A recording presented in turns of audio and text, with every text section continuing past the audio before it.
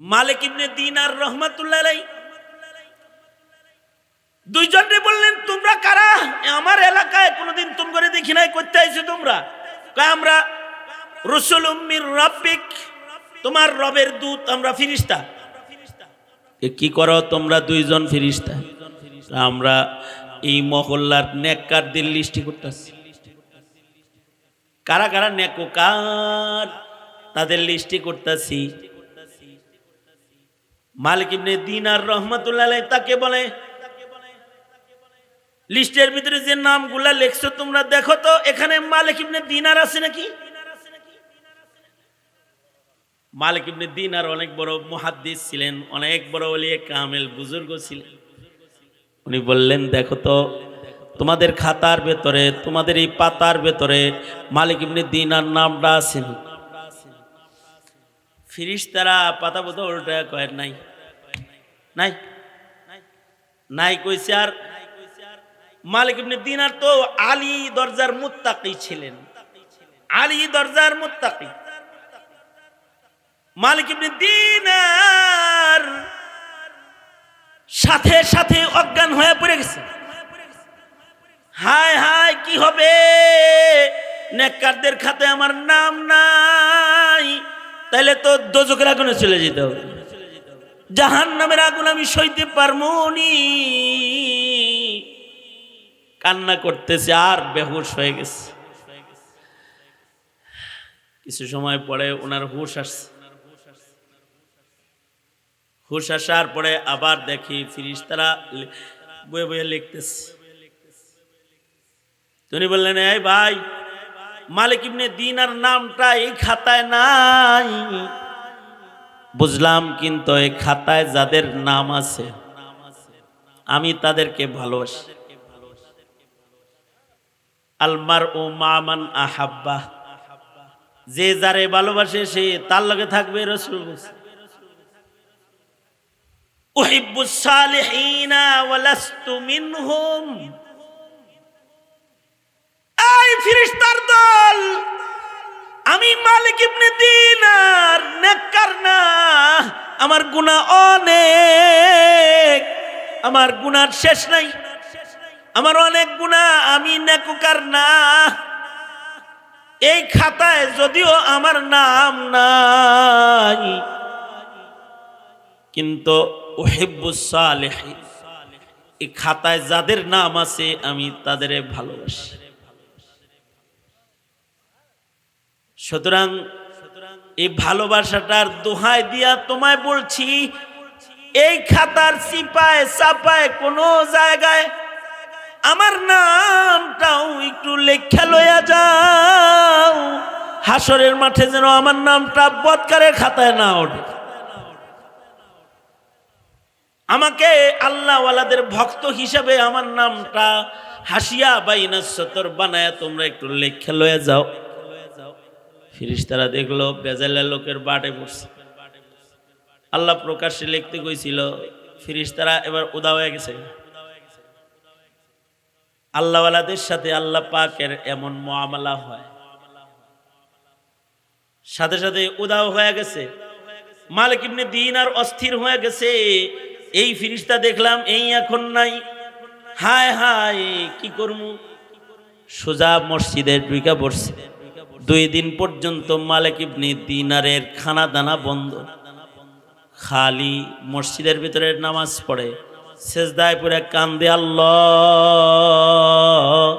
বদকার হিসেবে কিন্তু আমার গণ্য না। আল্লাহর রাসূল এই দোয়া আমাদেরও শিখাইছেন যে তোমরা আল্লাহর কাছে বলো, আল্লাহুম্মা জাআলনা মিনাত, এই সকল দোয়াগুলো মুখস্থ রাখতে হয়। আল্লাহুম্মা জাআলনা মিনাত তাওয়াবিন ওয়াজআলনা মিনাল মুতাতাহহিরিন ওয়াজআলনা মিন ইবাদিকাস সালিহিন আল গুররিল মুহাজ্জালিন আল ওয়াফদিল মুতাকাব্বালিন। ওগো আল্লাহ, তোমার যে মকবুল মকবুল বান্দাদের খাতায়, তোমার খাতায় পাতায় পাতায় যেই মানুষগুলার নাম তোমার নির্বাচিত জান্নাতি বান্দা হিসেবে তুমি লিখে রেখেছো, ও আল্লাহ তুমি আমাকে তাদের খাতায় নাম উঠায় দাও, আমাকে তুমি নির্বাচিত হিসেবে আমাকে লেখা নাও। ও আল্লাহ আমাকেও তুমি তোমার প্যারা হিসেবে গণনা করে নাও। আমার অনেক গুনাহ, কিন্তু তুমি যাদের মাফ করছো, পবিত্র করছো গুনাহ থেকে মাগফিরাত দিয়া, আল্লাহ ওই তাওয়াবিন বান্দাগুলার ভিতরে আমার নাম উঠায় দাও। আল্লাহ তুমি আমাকে তাওয়াবিন হিসেবে কবুল করে নাও। ওগো আল্লাহ তোমার মনোনীত বান্দার খাতায় নাম উঠায় দাও। মুফতি আজম শফি রহমতুল্লাহ আলাইহি বলেছেন, আকাশে একটা খাতা আছে ইবাদুর রহমান, আল্লাহর গোলামের খাতা। ওই খাতায় যাদের নাম থাকবে তারা বিনা হিসাব আল্লাহর জান্নাতে যাবে। কিছু কিছু গুণের কারণে উসিলায় উসিলায় আল্লাহ ওই খাতায় কারোর কারোর নাম উঠায়া দিবে। ওয়াবতাগু ইলাইহিল ওয়াসিলা ওয়াজাহিদু ফি সাবিলিহি।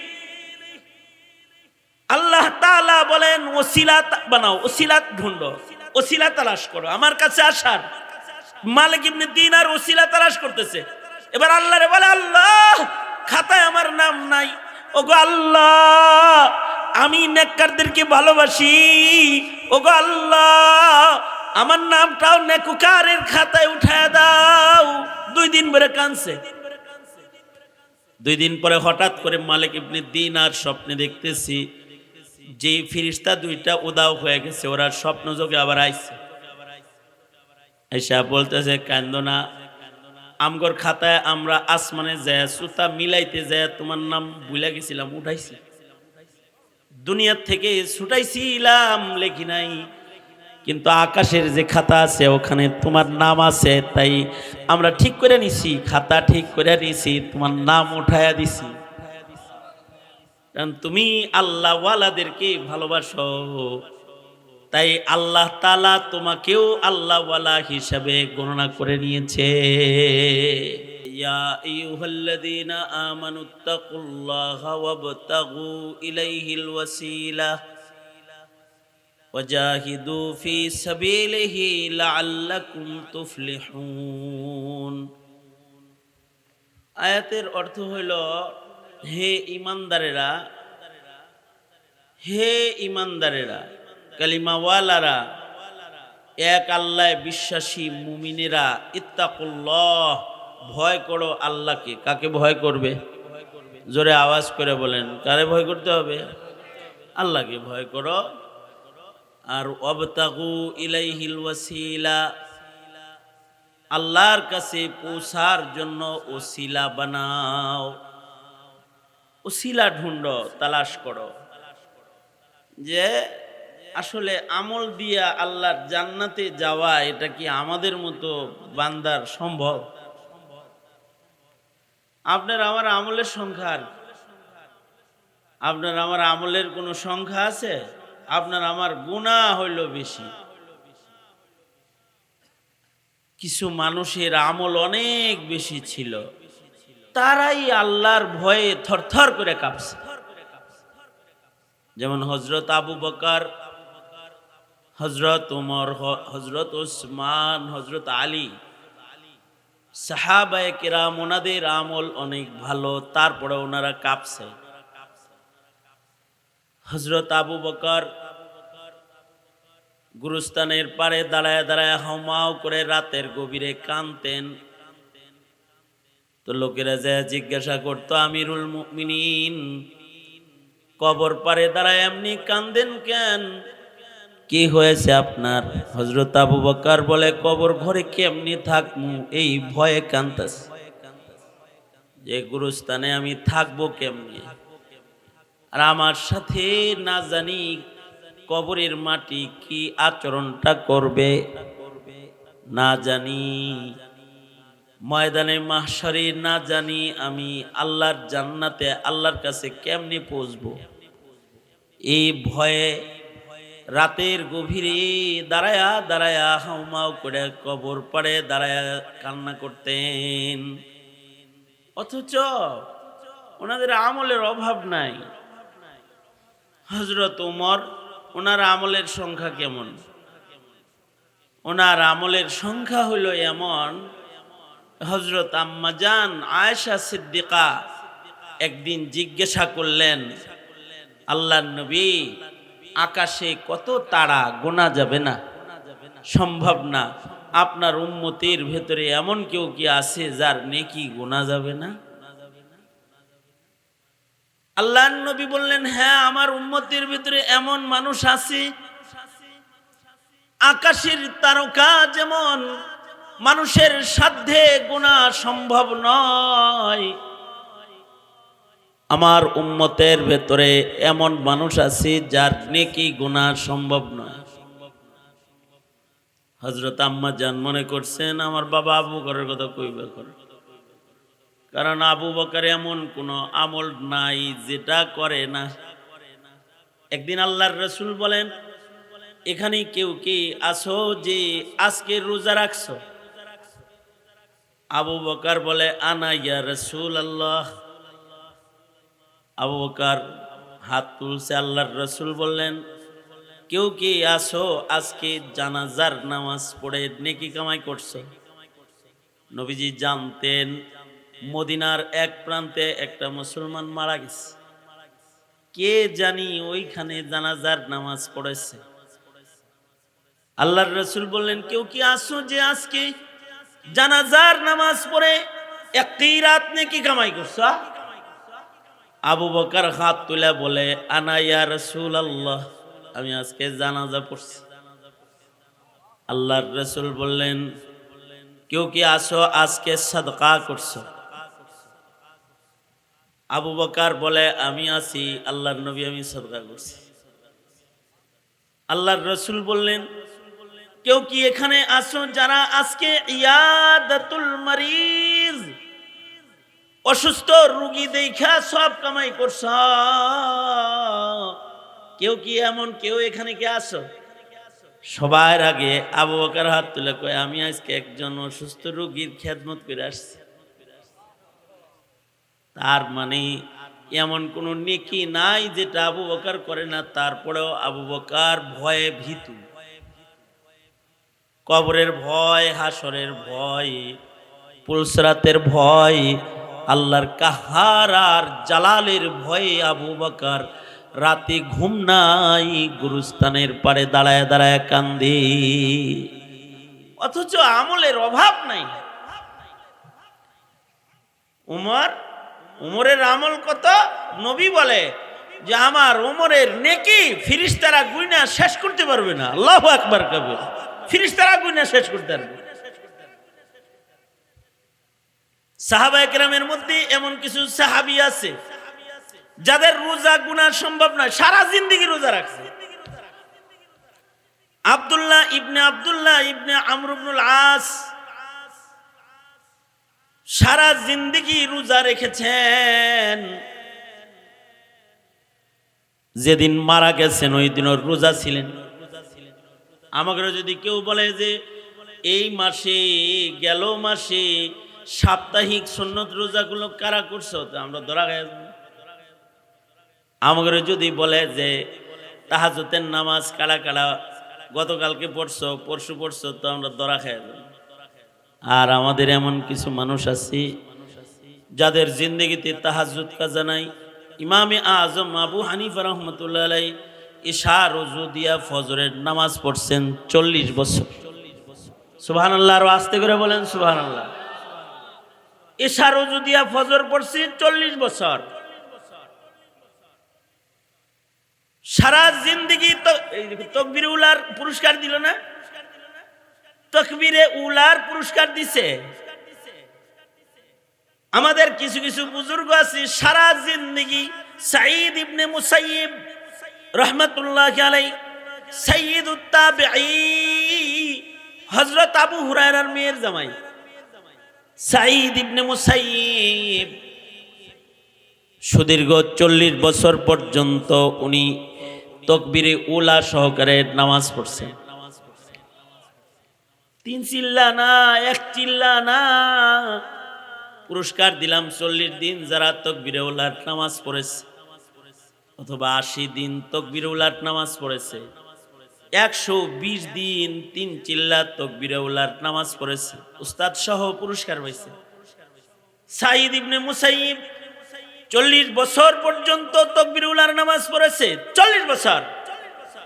তার চেয়ে বড় কথা হলো সাঈদ ইবনে মুসাইয়িব বলে 40 বছর, সুবহানাল্লাহ বলে রেডিও হয়ে থাকেন, কত সুন্দর একটা কথা। সাঈদ ইবনে মুসাইয়িব বলে 40 বছর পর্যন্ত আমি লাগাতার 40 বছর মুয়াজ্জিনের আগে মসজিদে ঢুইকা বইসা রইছি, আর মুয়াজ্জিন নামাজের আজান দিয়েছে, আমি মসজিদের পয়লা কাতারে দাঁড়ায়া দাঁড়ায়া বসে বসে মসজিদে বইসা মুয়াজ্জিনের আজানের জবাব দিছি। সামিয়াতুল আজান, উনি বলেন যে আজান শুনছি আমি ফিল মসজিদ, মসজিদের ভেতরে 40 বছর আজান শুনছে, মুয়াজ্জিনের আগে 40 বছর মসজিদে ঢুকছে। সাঈদ ইবনে মুসাইয়িব আমাগর মতো নামাজ পড়ছে, আমগর মতো নামাজি না, কিন্তু আমাদের নামাজ পড়া অবস্থায় কত দিকে চোখ যায়, মন যায়, আমাদের হাত পা কত নড়ে চড়ে। আর সাঈদ ইবনে মুসাইয়িব বলে 40 বছর আমি নামাজ পড়েছি, সেজদার জায়গা থেকে 40 বছরের ভিতরে আমার দৃষ্টি কখনো আমার সামনের মুসল্লির পিঠের উপরে পড়ে নাই। কত বছর? এরপরে ওনারা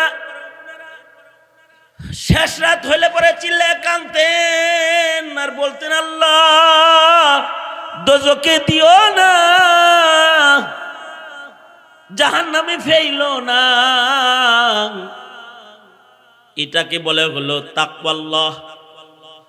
আল্লাহ বলেন, ও ঈমানদারেরা, আমার পর্যন্ত আমলের পাওয়ার দিয়ে আমার পর্যন্ত আসা তো কঠিন, বান্দার জন্য তো নিজের আমল দিয়া আল্লাহর কাছে পৌঁছা কঠিন। আল্লাহ বলেন, তবে আমি দয়ালু মালিক, উসিলায় আমার কাছে তোদের লয়ে আসবো, রহমতে হক বাহানা মিজওয়াদ। আল্লাহর রহমত বান্দার কাছে বাহানায় আসে। আল্লাহ বলেন, ওয়াবতাগু ইলাইহিল ওয়াসিলা, এই আমার গোলামেরা, তোরা আমার কাছে পৌঁছার জন্য উসিলা ঢুঁড়ো, উসিলা তালাশ করো। উসিলায় আমি আমার বহুত বান্দাকে মাফ করে দিব, আমার কাছে আসার রাস্তা খুলে দিব। আল্লাহর কাছে পৌঁছার রাস্তা অনেক। আনফাসিল খালায়েক, মানে আমাদের জীবনে আমরা যত শ্বাস ছাড়ি, শুধু মানুষের শ্বাস প্রশ্বাস না, গরু ছাগল হাইওয়ান জানোয়ার পশু পাখি বেঁচে থাকার জন্য তারাও যে শ্বাস ছাড়ে, মাছ পানির নিচে বেঁচে থাকার জন্য হাজার লাখো কোটি মাছে শ্বাস ছাড়ে। সকল মাখলুকাতের শ্বাস প্রশ্বাসের সংখ্যা যত, আল্লাহর কাছে পৌঁছার রাস্তা আল্লাহ তাআলা বান্দার জন্য তার চেয়ে বেশি রাখছেন, বান্দা যেন সহজে আল্লাহর কাছে চলে যেতে পারে।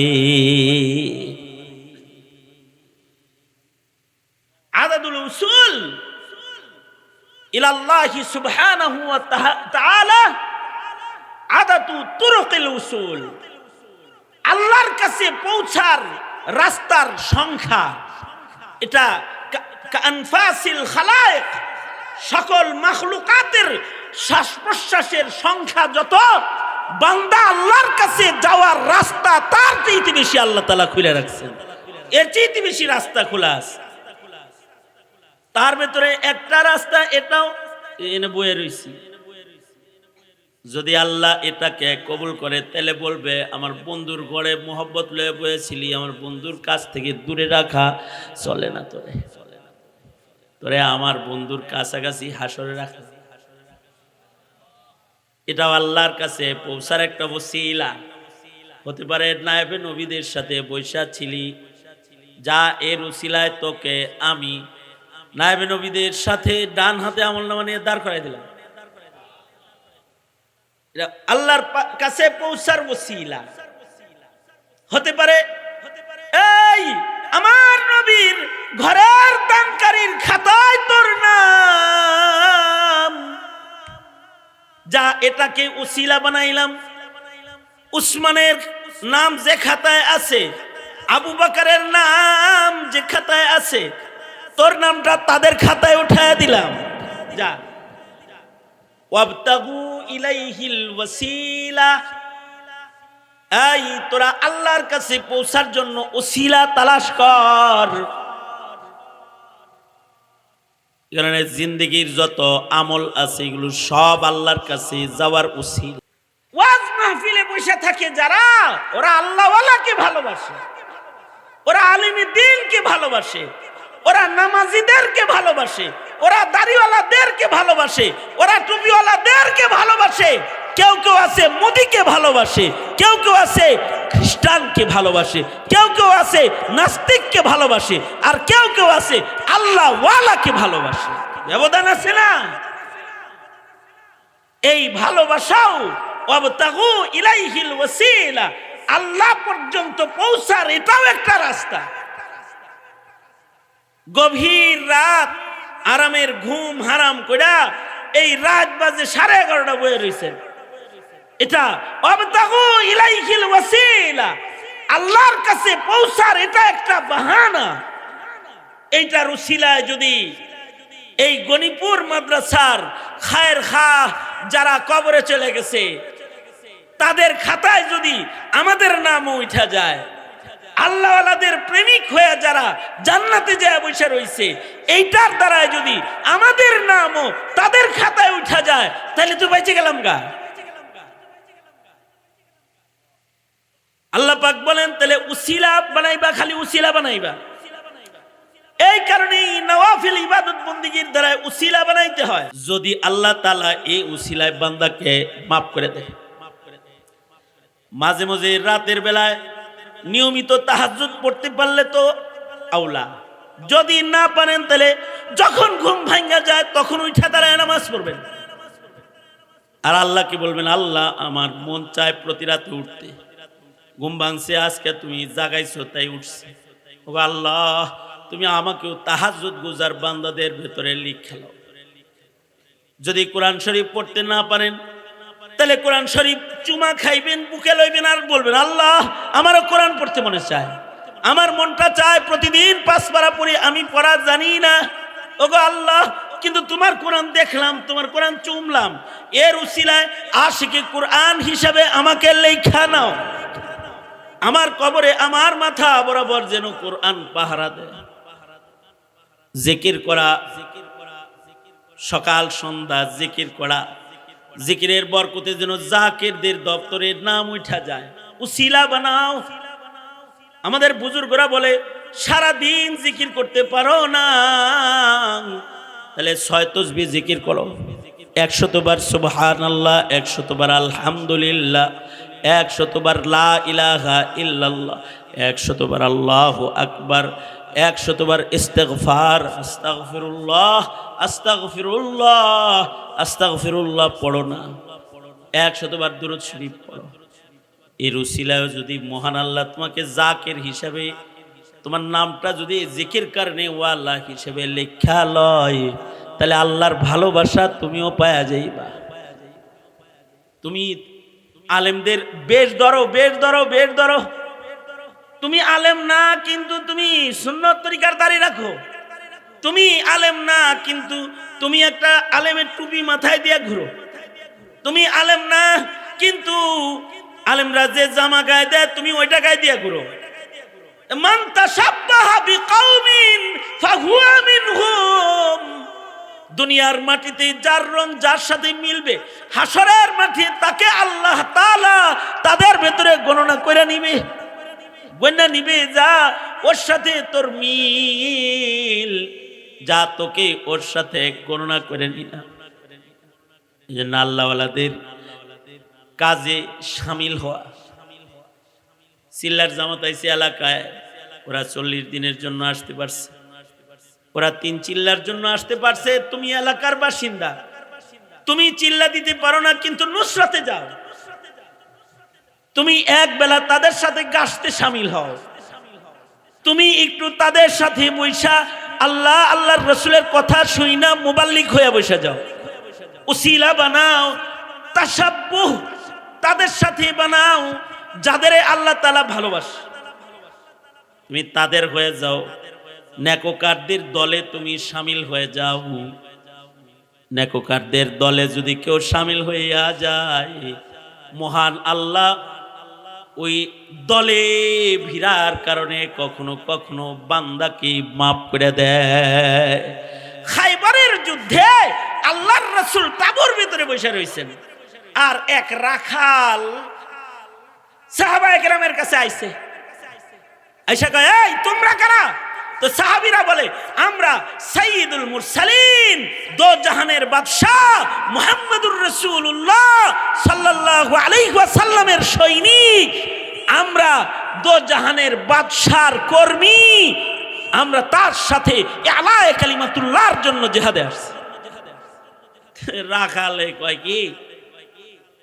কয় দো জাহানের বাদশা, খাতামুন নবিয়্যিন, সাইয়্যিদুল মুরসালিন, ওই নবীকে আমি দেখতে চাই, কোথায় আছে সে, তার সাথে দেখা করা যাইব কেমনি? সাহাবীরা বলে, এই তাঁবুর ভেতরে উনি আছে, যাও দেখা করতে পারবা। এই কালা সিয়া কালো গোলাম, গায়ে ছাগলের দুর্গন্ধ, ছাগল চড়ায়, ছাগলের দুর্গন্ধ গায়ে, এটা আইছে। আয়েশা নবীজির তাঁবুর দরজায় দাঁড়ায়া, ইয়া রাসূলুল্লাহ, ও সাইয়্যিদুল মুরসালিন, দু জাহানের বাদশা, আপনার সাথে আমি একটা কালা রাখাল দেখা করতে আসছি। নবীজি ভেতরে ডাক দিচ্ছে, কালা গোলামটা রাসূলের দরবারে যায় বসছে, যা বলে, ওগো সরকার, আপনি কি করতে চান? আমি এক আল্লাহর তাওহীদ আর একাত্মবাদকে জমিনে প্রতিষ্ঠা করার জন্য যুদ্ধে আসছি। একাত্মবাদে বিশ্বাসী আমি যদি হই, তাহলে আমার কি লাভ হবে? আল্লাহর রাসূল বললেন, তুমি যদি পড়ো লা ইলাহা ইল্লাল্লাহ, এই কালিমাটা যদি তুমি পড়ো, তাহলে আমি রাসূল তোমার গলায় গলা লাগাবো, তোমাকে বুকের মধ্যে নেব। কালা গোলাম বলে, কালিমা পড়লেই আমার দাম এত হয়ে যাবে, দো জাহানের বাদশা পয়গম্বর আমাকে বুকে নিবি, গলায় গলা লাগাবে, তার মানে আমি কালা গোলাম পয়গম্বরের গলায় গলা লাগাই ধরবো? হ্যাঁ, কালিমা ওয়ালা তাওহীদ বিশ্বাসী, জবানে লা ইলাহা ইল্লাল্লাহ বলার সাথে সাথে তোমারও নাম আল্লাহ পাকের গোলামের খাতায় উঠা যাবে। তো তুমি আমার গলায় গলা লাগাতে পারবে? শুধু তুমি আমার গলায় গলা লাগাবে তা না, তুমি যদি কালমাটা মুখে একবার পড়ো, মহান আল্লাহ নিজে তোমাকে জান্নাত দিয়ে দিবে। তুমি আমার গলায় থাকবা না, তুমি আল্লাহর কাছে পৌঁছে যাবা। তুমি অবতাগু ইলাইহিল ওয়াসিলা। সাথে সাথে কালা গোলাম রাসূলের সামনে নবীজির হাতে হাত রেখে বলে, আমার রবের কাছে পৌঁছা দরকার, আমার সাইয়্যিদুল মুরসালিনের গলায় গলা লাগান দরকার।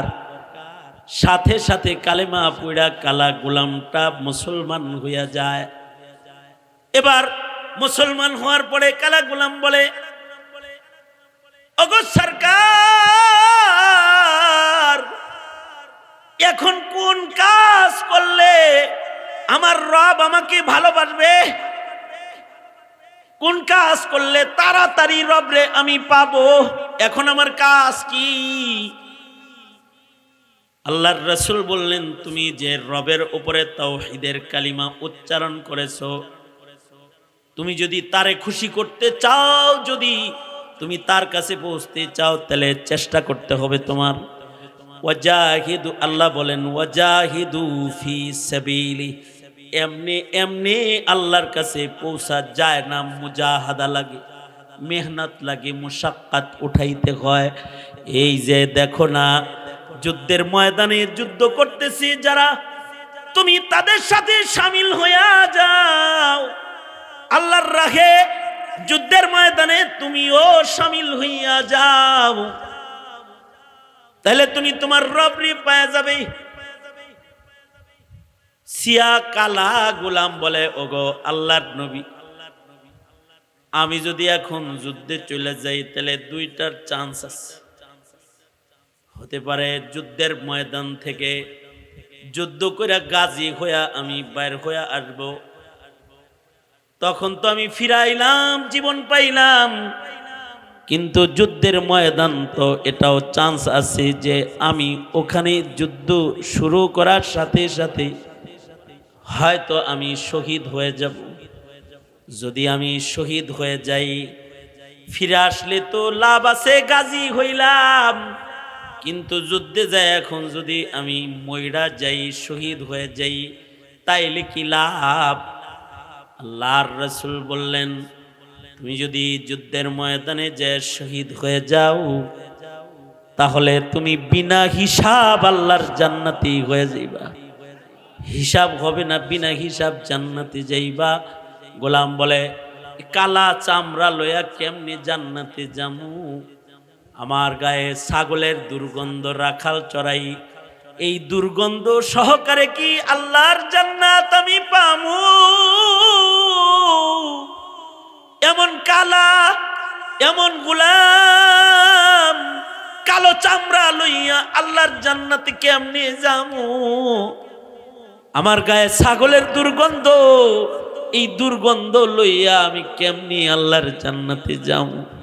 আল্লাহর রাসূল বলেন, তুমি যদি আল্লাহকে পাওয়ার জন্য চেষ্টা করো, আর যদি যুদ্ধ করো, যুদ্ধের ময়দানে তুমি যদি শহীদ হয়ে যাও, তাহলে মহান রব্বুল আলামিন তোমাকে জান্নাতে দেওয়ার জন্য তোমার গায়ের কালা চামড়াকে জান্নাতি সৌন্দর্যের চামড়া দিয়া মহান রব্বুল আলামিন তোমাকে জান্নাতে ঢোকার উপযুক্ত করে দিবেন। আর তোমার গায়ের এই ছাগলের দুর্গন্ধকে মহান আল্লাহ নিজের জিম্মায় জান্নাতের আম্বরের খুশবুর দ্বারায় পরিবর্তন করে দিবেন। তাহলে আমি তাড়াতাড়ি যুদ্ধে যাই, কিন্তু আমার কাছে যে কিছু ছাগল আছে, আমি আমার মালিকের ছাগল লয়ে খেতে আইছিলাম, এই ছাগলগুলার কি হইব? তো আল্লাহর রাসূল বললেন, ছাগলগুলা, এই ছাগলগুলা তোমাকে অবশ্যই মালিকের কাছে পৌঁছায়া দিতে হবে। কারণ মুসলমান কোনোদিন আমানতের খেয়ানত করতে পারে না। অথচ যুদ্ধের ময়দানে কাফেরের মাল মুসলমানদের কাছে আসলে এটা মালে গনিমত হিসাবে গ্রহণ করে নেওয়ার রাস্তা খোলা আছে। কিন্তু মুহাম্মদুর রাসূলুল্লাহ সাল্লাল্লাহু আলাইহি ওয়াসাল্লামের আখলাক হলো যে যুদ্ধের ময়দানে কাফেরের মাল মালে গনিমত বানানোর চান্স আছে, তারপরেও এটা নবীজির সততা, ন্যায়, নিষ্ঠা, চরিত্র, এটা যে আল্লাহর রাসূল গোলামকে বলতেছেন, মালিকের ছাগল মালিকের কাছে পৌঁছায় দাও, পৌঁছায় দিয়ে আসো। এখন তো জোর জবরদস্ত। যুদ্ধের পরে যখন শহীদদের কবর দেওয়া হচ্ছে, সব শহীদের কবর হইলেও একটা লাশ শহীদ হিসাবে সাহাবীরা গনে না, কারণ সাহাবীরা তারা চেনে না। নবীজির কাছে খবর আসলো, গো নবী, মুসলমানদের ভিড়ে একটা লাশ পড়ে রইছে, যাকে আমরা শহীদ হিসাবে গণনা করতেছি না, তারে চিনি না। নবীজি বলেন, তাকে আমাকে দেখাও। একটা কালা মানুষ পড়ে রইছে। নবীজি এক কালা গোলামের পাশে গেলেন, যে আল্লাহর রাসূল বলে কি, তোমরা তারে চিনো না, কিন্তু আমি রাসূল তাকে চিনি। এই একটু আগে আমার হাতে কালেমা পড়ে মুসলমান হয়েছে, সে এমন একজন ইমানদার শহীদ যার অনেক আমল নাই, তার একটা মাত্র আমল ছাগল গুলাব মালিকের কাছে দিয়া আমার অনুমতি লয়ে যুদ্ধে ঢুকছে। সে এক ওয়াক্ত নামাজ পড়ে নাই, কারণ নামাজের সময় হয় নাই। রোজা রাখে নাই, কারণ রমজান মাস নয়। তার না নামাজ আছে না রোজা আছে, নামাজ রোজা এখনো পর্যন্ত মুকাল্লাফ সে হয় নাই। এর আগে যুদ্ধের ময়দানে যে সে শহীদ হয়ে গেছে, কিন্তু ফিরিস্তারা তার শাহাদাতের আনন্দে টেনে হেসড়ে তাকে জান্নাতের সীমানায় লয়ে যাইতেছে। আমল তো খুব কম, কিন্তু এক উসিলায় সে টানা হেসড়া করা জান্নাতীদের দলে সে গণ্য হয়ে গেছে, তার সামান্য চেষ্টা দিয়া, যে সে আল্লাহ পাওয়ার জন্য যুদ্ধের ময়দানে ঢুইকা পড়ছে। আল্লাহ পাওয়ার চেষ্টা করতে হয়, দুনিয়ার সব কিছুর চেষ্টা করলে আল্লাহ পাওয়ার চেষ্টা করবে না। ওয়াজাহিদু ফি সাবিলি, আল্লাহকে পাওয়ার জন্য তুমি আল্লাহর পথে মেহনত করো, মুজাহাদা করো, সংগ্রাম করো, নিজে কোরবানি পেশ করো, ইবাদতের মুজাহাদা করো। নামাজ পড়বে না, রোজা রাখবে না, না ইবাদত আছে না বন্দেগী আছে, কোনো মেহনত নাই, মুশাক্কাত নাই, তুমি ওঠো আল্লাহরে পাইবার চাও, এত সোজা না। হ্যাঁ, উসিলায়ও আল্লাহ কাউকে জান্নাত দিবে, কিন্তু তাকে মুজাহাদা করতে হবে। জিন্দেগিটা এক মুজাহাদার নাম, মওত পর্যন্ত ইবাদতের মুজাহাদা করতে হয়। ওয়াবুদ রাব্বাকা হাত্তা ইয়াতিয়াকাল ইয়াকিন, আল্লাহর নির্দেশ। সুতরাং আমাদের জিন্দেগিতে আমরা যে আমল দিয়া আল্লাহরে পাওয়া যাবো কঠিন, তবে আল্লাহ পাওয়ার জন্য মুজাহাদা করতে হইব, আর উসিলা তালাশ করতে হইব। কোনো একটা আমলের উসিলায় যদি আল্লাহ আমাকে মাফ করে দেয়, দোয়া করেন আজকের মাহফিলের হাজিরির উসিলায়, আজকের আখেরি তওবার উসিলায়, দোয়ার উসিলায় যেন আমাদের জিন্দেগির পেছনের গুনাহ যেন আল্লাহ মাফ করে দেয়। জোরে আওয়াজ করে বলেন আমিন। সবাই ইস্তিগফার করেন, আস্তাগফিরুল্লাহ রাব্বি মিন কুল্লি যামবি ওয়া আতুবু ইলাইহি, লা হাওলা ওয়ালা কুওয়াতা ইল্লা বিল্লাহিল আলিয়্যিল আযীম। আস্তাগফিরুল্লাহ আল্লাযী লা ইলাহা ইল্লা হুয়াল হাইয়ুল কাইয়্যুম ওয়া আতুবু ইলাইহি।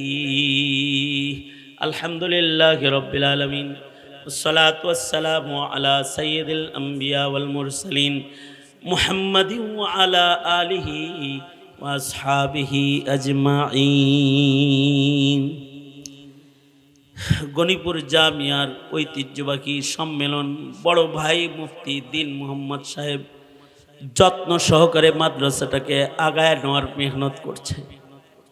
যোগ্য বুজুর্গ উলামা হযরত প্রবীণরা এখানে মেহনত করছে। দেশের আকাবির মুরব্বীরা কদম রেখেছে, নেতৃস্থানীয় উলামা হযরতদের কদমের ছোঁয়া পড়েছে। ধীরে ধীরে এই মাদ্রাসা সামনের দিকে আগায় যাচ্ছে, মুরব্বীদের নিগরানি আছে আল্লাহ রাব্বুল আলামিন। ইয়া আল্লাহ, জামিয়ার সম্মেলনে মাঝরাত্রিতে ভিক্ষুকের মতো দুইটা হাত কাঙ্গালের মতো বাড়ায়া ধরেছে।